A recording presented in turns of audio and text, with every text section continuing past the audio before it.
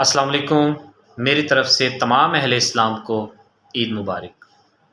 ایک اہم ٹاپک قربانی کے حوالے سے ہے کہ جو ہم گزشتہ سالوں میں قربانی کرتے آئے ہیں، کیا وہ ہم نے اسلام کے بتائے ہوئے قوانین کے مطابق کی تھیں؟ کوئی کمی پیشی تو نہیں رہ گئی تھی؟ اگر کوئی رہ گئی تھی کمی پیشی تو اس کو ہم نے اب کیسے دور کرنا ہے؟ دوستو، میجارٹی میرے تجزیے میرے نظریے کے مطابق جو میجارٹی کرتی ہے گوشت بنواتے وقت، وہ اس طرح کرتی ہے کہ کلیجی کا گوشت علیحدہ کروا لیا، ران کا گوشت علیحدہ کروا لیا، چانپیں علیحدہ کروا لیں، اینڈ پر پائے بچے وہ بھی علیحدہ کروا لیے۔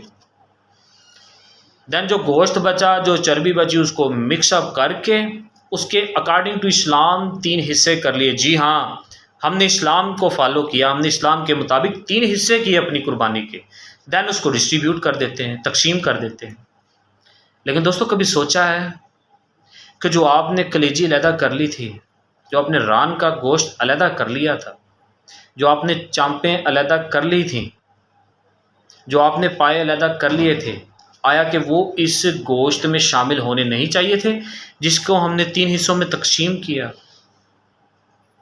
دوستو، ثواب تو یہ ہے نا، حکم تو یہ ہے نا کہ جو تقسیم گوشت کرنا ہے سارا اس کو مکس اپ کیا جائے، سارا شامل کیا جائے، اس کے 3 حصے کر دیے جائیں۔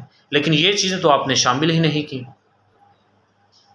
مقصد کہ اسلام کے مطابق، مطلب کہ اسلام کے مطابق آپ نے تقسیم کی ہی نہیں، تو پھر آپ کا مقصد کیسا پورا ہوگا؟ دوستو، ثواب کا جو آپ ثواب کے لیے قربانی کر رہے ہو، وہ مقصد آپ کا کیسے پورا ہوگا؟ دوستو، خدا را اپنی تقسیم کو ٹھیک کیجئے تاکہ آپ رضائے الہی کے حقدار ہوں، اللہ کی خوشنودی کے حقدار ہوں، ثواب کے حقدار ہوں، برکتوں رحمتوں کے حقدار ٹھہرائے جائیں۔ آپ دنیا میں بھی آپ کی کامیابی ہو، آخرت میں بھی آپ کی کامیابی ہو۔ دوستو، اپنی تقسیم کو ٹھیک کیجئے۔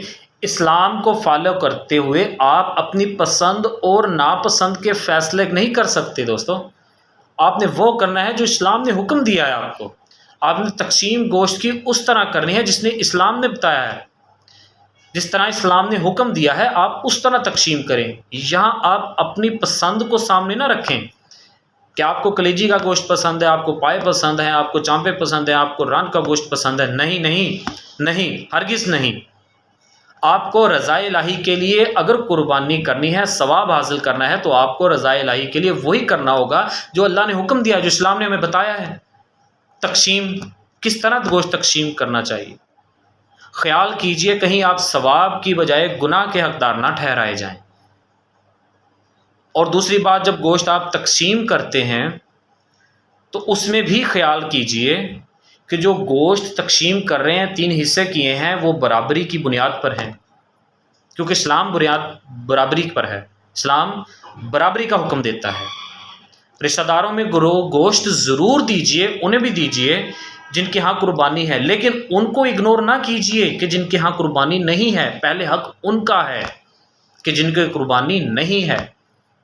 اگر کسی دوست احباب کو گوشت تقسیم کرتے ہیں تو اس دوست کو بھی ملحوظ خاطر لائیے کہ جس کی قربانی نہیں ہے۔ اصل تو حقدار وہ ہیں نا۔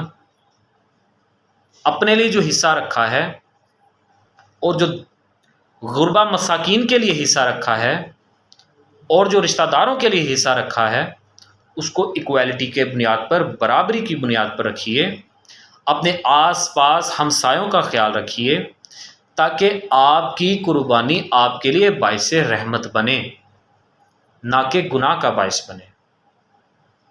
دوستو، یہ جو چیزیں ہیں کہ ہم اپنی پسند کا گوشت نکال لیتے ہیں دین تقسیم کرتے ہیں، یہ سراسر غلط ہے۔ اسلام برابری کی بنیاد کا حکم دیتا ہے۔